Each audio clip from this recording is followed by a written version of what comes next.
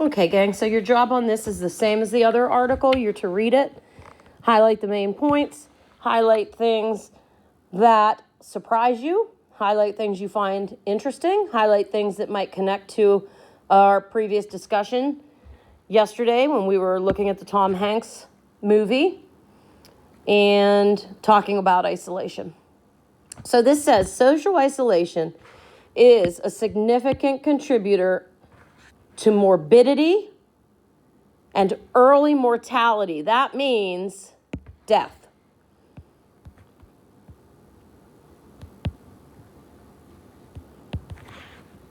And early death.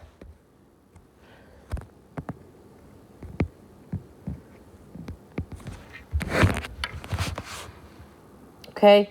Greater prioritization of intervention, science, and policy is needed to address this public health burden. Now, this one gives you key points, which is interesting and helpful. Key points right here that social isolation and loneliness are prevalent in the population. And I would have to say that I think this is especially so since COVID.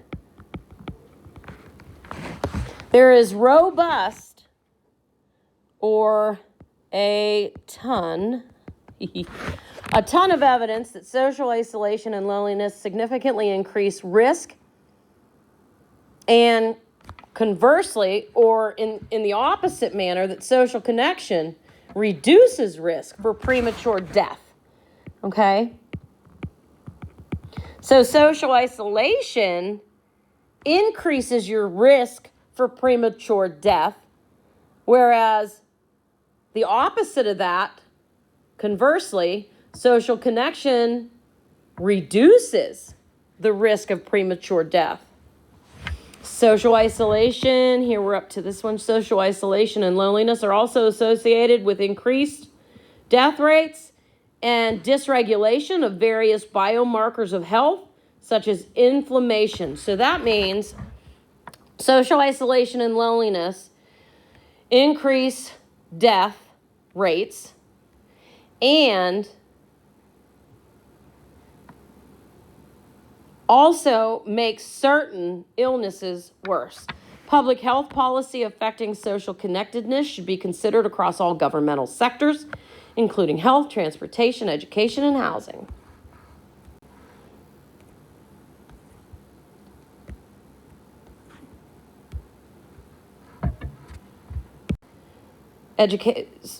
Public health policy, I'm on this last one, I didn't finish reading it, sorry.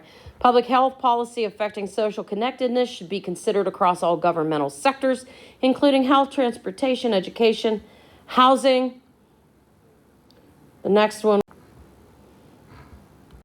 Okay. Social isolation. Oh, I'm sorry. I missed some things there at the top. I can't see them. Was employment, food, and nutrition, as well as environment. And we need more evidence to establish effective interventions aimed at reducing social isolation and loneliness and lessening the impacts they have on our health. Okay? So let's start this article. Social isolation and loneliness are increasingly recognized as important public health issues. Evidence of social isolation's negative effect on health is robust. That means huge. Okay? And there is a great need for the expansion of effective interventions and policies to reduce isolation and its health consequences. Indeed, as described in Health Affairs blog post accompanying this brief, with the 2020 COVID-19 pandemic and the associated recommendations regarding sheltering in place, self-isolation, and social distancing, these consequences may be more salient. That means more prominent. This brief defines social isolation and loneliness, reviews their prevalence and likely causes, discusses evidence connecting them to health, and outlines potential policy interventions and challenges to be addressed. Okay, so what do I need there? I'm going to pick this topic sentence as that's the main idea. That's what a topic sentence is. So as far as defining terms, social isolation and loneliness are both terms that denote a degree of social disconnection. Social isolation is an objective state marked by few or infrequent social contacts. Loneliness is the subjective and distressing feeling of social isolation, often defined as the discrepancy between actual and desired level of social connection. So if you want to be with people, but you don't have those connections, it's going to be more harmful and distressing to you than someone who does not have a lot of social interaction, but doesn't really want it to begin with. Social connection and connectedness, right here, encompass a variety of terms used in the scientific literature. For example, social support, social integration, social cohesion, sticking together, that document the ways that being physically or emotionally connected to others can influence health and well-being. Although strong social connection is protective to health, a lack of social connection carries risk. The importance and magnitude of the risks associated with social isolation and loneliness are gaining recognition, with a former U.S. Surgeon General referring to them as an epidemic. So I'm going to write that in the margin.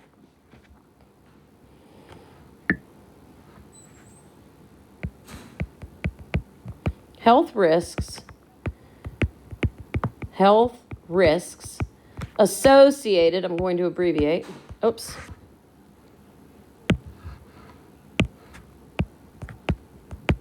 associated, I'm going to abbreviate, with, there's the abbreviation for with, isolation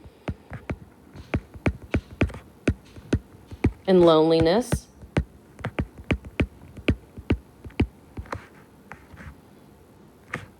are considered an epidemic.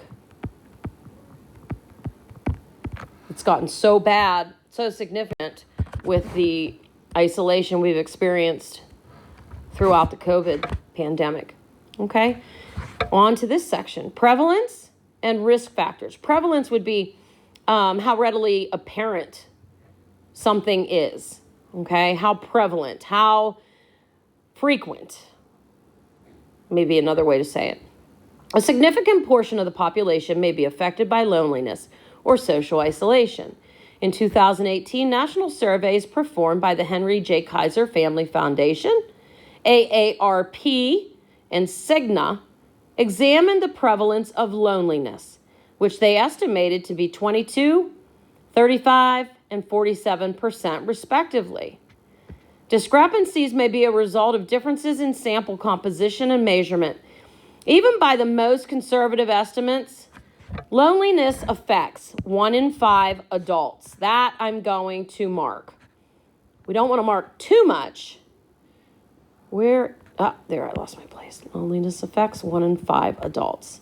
That is significant. I'll put a star by that. I'm going to put an exclamation point because it makes me say, wow, that's significant. Because population level loneliness data have not been routinely collected, it is difficult to determine whether loneliness is increasing in prevalence, whether it's becoming more, not popular, but more predominant, more frequently evident, more frequently experienced. So it's difficult to determine whether loneliness is increasing in prevalence. However, using the same methodology as for its 2018 survey, in 2020, Cigna reported, I think Cigna is a health insurance company. They reported that loneliness among Americans increased to 61% in 2019, up from the previously reported 47%. Unlike loneliness, data on several markers of social isolation are routinely collected in the U.S. Census, allowing for confidence in prevalence rates and tracking over time. For example, more than a quarter of the U.S. population lives alone, and average household size is shrinking. Those are things we should mark.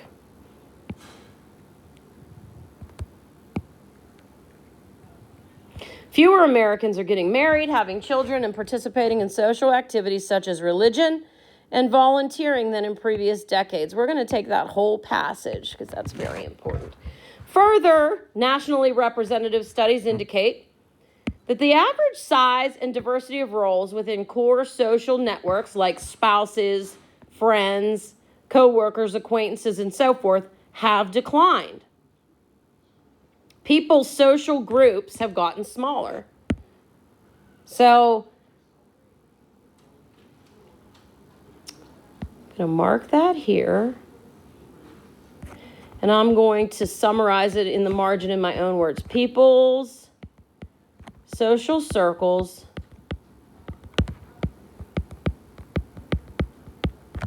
have gotten smaller. Okay?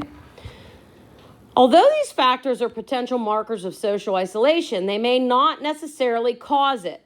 For example, one can live alone but have a large social network. You can live alone, but you can go out all the time and keep yourself busy and see lots of people. Further, many adults experience multiple markers, making precision of prevalence rates more difficult to estimate. Okay? So you might have a spouse, a friend, a coworker, and those special people, so that's going to keep you busy. Okay? I lost my place. Nonetheless, evidence points to a significant portion of the American population as socially disconnected in some way, and signals that at least some markers are increasing. What factors can potentially trigger loneliness or social isolation? Okay, that's going to be an idea that they explore coming up here. In a 2019 National Loneliness Survey, mental and physical health problems, living alone or not living near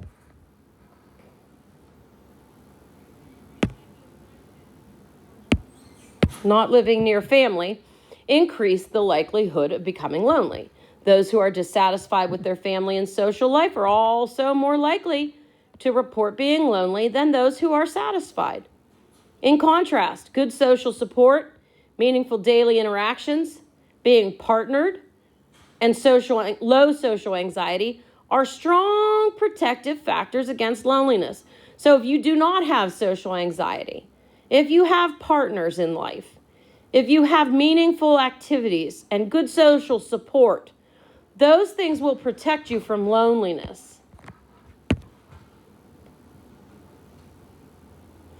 Factors that prevent people from engaging with others, such as long-term illness, disabilities, transportation issues, unemployment, or exposure to domestic or community violence, will increase social isolation and loneliness. That whole passage, gang, I would mark.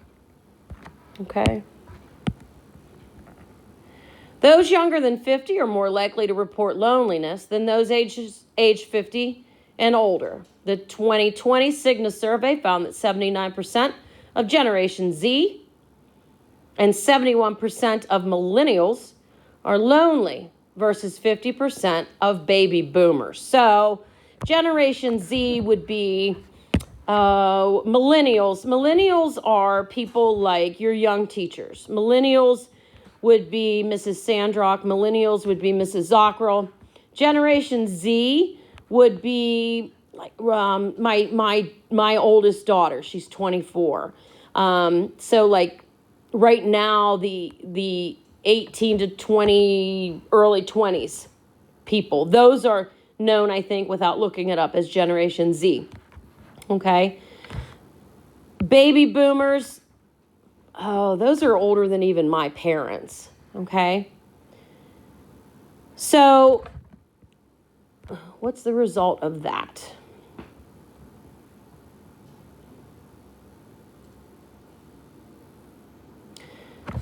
So the 18 to 20-somethings, 79% of them are lonely. The older, later 20s pushing 30s, those people are 71% lonely. But baby boomers, now those are our more aged people, they're less lonely, okay? So we could say here that the younger experience more loneliness.